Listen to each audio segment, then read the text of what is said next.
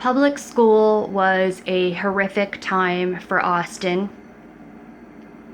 as it was for me. So, Austin was fine in daycare. He loved daycare. He was in daycare for many years. I switched him to a couple of different daycares.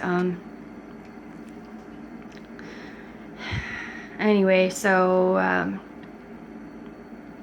once kindergarten hit, he started having a few issues, and he had a really great principal at that time who didn't care about funding and just wanted to do what was best for Austin. And he knew that separating Austin from the class and dragging him to the principal's office like he was a defiant, horrible, bad child was not the answer. And he tried to have all the best supports. Actually, he did have supports put in place for Austin's next year at that school. Unfortunately, he was taken from that school, and we were left with an asshole named Steve who didn't care about what was best for Austin and only cared about his financial situation. Like that Austin didn't come with funding for a full-time EA, and so he didn't want to give my child the one-on-one attention that he needed. And every day taking Austin to school would be just like at least a couple hours getting him even into the classroom. He'd be fine getting to school, and then once he got down the hallway at the classroom, it's like a switch flipped and he wouldn't go in the classroom. And it just was exactly like how when I was a child and I would spend days underneath the piano bench in the classroom, and I just felt abandoned and alone, and I couldn't understand why I had no loving parent to come and help and rescue me from this horrible situation where I did not want to be. And so I did not leave my child. I spent hours with him every day. I had to quit working to make sure that my kid was okay, because that was what was best for him. And I worked in early childhood education. That's what I'm professionally trained to do. And I would have kids request to be with me, which is actually what happened my whole life. I've been working with kids since I was 12, and they would always request to be in my group at camps or to be around me, etc., whatever. Anyway, so not only do I hold the title of Austin's mom, but I'm also professionally trained to deal with kids, unlike all these stupid social workers who don't spend time with children and don't actually know what the hell is going on with them, which is what every mom on the psych ward agrees with, is that they hate social workers who come along, spend 5 minutes with your kid, and then try and tell you what the hell they think is best for your kid. And like somehow that's the law and you're a bad parent if that's not what you're doing, because that's what they say their book tells them is what's right. That kids aren't by a book. You know your kid and you know what works best for your kid, and their currency changes frequently. So you have to be able to understand your child and how to adapt to their needs. So I made sure my child was not left abandoned and alone at that school. And when they would give him an EA, they constantly would change the EA, which has no continuity to understand Austin's language and his behaviors. And so he was just constantly dragged out of the classroom all the time and having big reactions and then being dragged to the principal's office. So no kids would be friends with him because he's labeled the bad kid that nobody wants to be around because they're scared of him. So not only was he not getting an education because he's not in the classroom, he's in the principal's office, but he also has no friends because the school is abusing him and labeling him the bad kid, and his self-confidence is getting beaten down. So the best thing to do was to pull him out and put him back in Christian homeschool. Originally, I wanted Austin in Christian school in the town anyway, but that cost money that his sperm donor was unwilling to pay because he doesn't want to do anything to help Austin. So I homeschooled my child because that's what's best for him. And as the studies show, for years and years, that kids don't learn in the morning anyway, and it's best to be learning in a one-on-one environment and in later hours, which has been one of the big debates, not only with daylight savings times, but how to change the school hours into later hours, because kids do not learn in the morning. So Austin was in his Christian homeschool, so he's getting his Bible studies within his homeschooling, and he's learning in a Christian-based environment. And now he's not, because his religious freedoms are being trampled all over. Well, they've just been taken away from him. But anyway, so let's try and stay on topic here.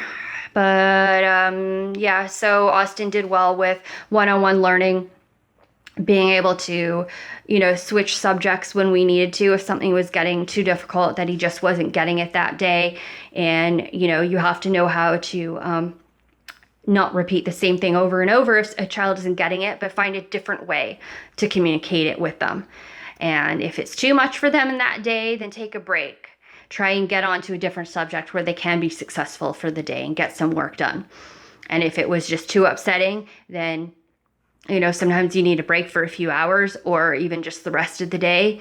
And then when you come back to it, it's like, he has that renewed patience. And there's nothing worse than just going over and over the same thing with a child and making them feel stupid, which is what Alice the Wicked Witch of West Vancouver would do to me when I was a kid. She would just beat me repeatedly for how stupid I was, that I wasn't understanding what she was saying, because she would repeat the same thing over and over again, and then even literally tell me the answer, but I didn't understand that because I was so upset from being beaten that I couldn't focus on what the hell she's telling me. And now that's the environment my child is being put in. The complete opposite of the loving, supportive, encouraging environment that I gave him. Now he's being beaten up, dropped off at a public school because Alice wants as much babysitting time as possible so she doesn't have to do a damn thing because she doesn't want to be a parent. Like she said herself, she hates kids. She wishes she never had them. And kids ruined her life. And like the email that she sent me states, she hates my child and she's sending him to live in Europe with his sperm donor. Yet the ministry wants to pretend that that's a good environment for my kid. So now my kid has been pulled from his Christian school, forced back into public school where he has no friends because he's labeled the bad kid and ostracized from the classroom.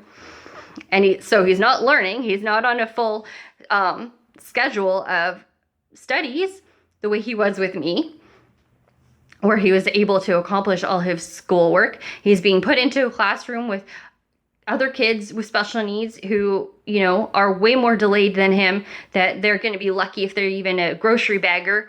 And that is beating his self-confidence down too, because that's not the level that he's on. He's capable of so much more.